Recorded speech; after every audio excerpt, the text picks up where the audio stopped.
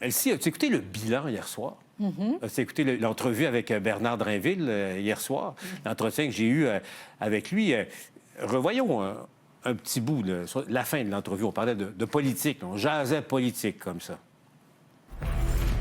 Moi, je travaille pour aller chercher des contrats au fédéral, notamment des contrats militaires. Penses-tu que le fédéral va avoir le goût de nous donner des contrats à Lévis si on a à Québec un gouvernement qui veut se séparer du Canada?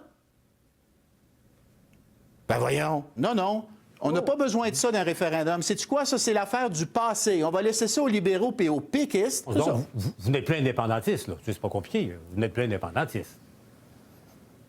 Moi, je travaille à l'intérieur du Canada pour faire avancer le Québec. C'est ça ma réponse. Elsie, donc, l'ancien passionné de l'indépendance. Ça sonne faux pas mal. Non, mais est-il devenu le capitaine Elsie? Ce sont des arguments que les adversaires du camp du oui tenaient pendant les deux référendums. Mais là, c'est Bernard Drinville qui tient le même discours. Bien, c'est là où moi je trouve que ça perd de la crédibilité parce que, parce que quand ça vient de quelqu'un qui a défendu aussi fort des principes relatifs au Québec et la place du Québec et tout ça, je trouve que c'est trop. T'sais, on peut se dire, je préfère quand M. Drainville ou bon M. Legault disent on n'en veut pas, c'est pas le bon moment, bon on va travailler. Mais là quand on commence justement à donner des arguments, ben moi je trouve que ça sonne faux. Surtout que moi je les ai entendus, je veux dire face à face, me convaincre du contraire là, donc non. Mathieu, non, on a un nouveau capitaine Canada, là. Non, franchement, non. J'ai surtout vu un homme malheureux comme tout, c'est-à-dire, M. Drainville ment mal. Et là, on sentait, si je peux me permettre, qu'il n'était pas dans un grand moment de transparence par rapport à ses propres convictions. Donc, d'ailleurs, c'est drôle, parce que puisque M. Drainville, au fond, lui-même est indépendantiste, là, il ne sait pas comment dire autre chose dans une interview, donc il essaie de faire le fédéraliste. Donc là, il se met à parler comme Elvis Gratton puis André Pratt en même temps, ce qui n'est pas à son avantage.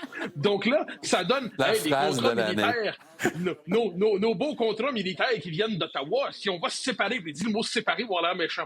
Puis après ça, il nous sert l'argument, il n'y a pas de référendum. Là, il sonne comme une espèce de semi-Éric Duhem. Alors moi, je l'entends parler, j'ai été témoin d'un moment d'absence de sincérité, de transparence. Donc, il n'y a pas le début d'une conversion fédéraliste chez Drainville.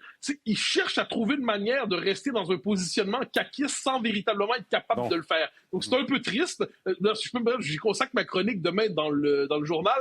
Puis je lui dis, c'est triste, parce que je ne le crois pas un instant. Ce qu'il dit, c'est comme si soudainement, puisque les circonstances professionnelles m'obligeraient de faire croire que je suis fédéraliste, tu me croirais pas, avec raison. J'ai vu M. Drainville, j'ai eu de la pitié pour lui, même pas de l'hostilité, de la pitié. J'espère qu'il ira mieux demain en renouant avec lui-même. J'ai deux sceptiques à l'ajoute. Tom, je repense, je réécoute les propos de M. Drainville. J'ai l'impression de t'entendre, toi, pendant les deux campagnes référendaires. Un moment de lucidité de Bernard Drainville, c'est toujours le bienvenu.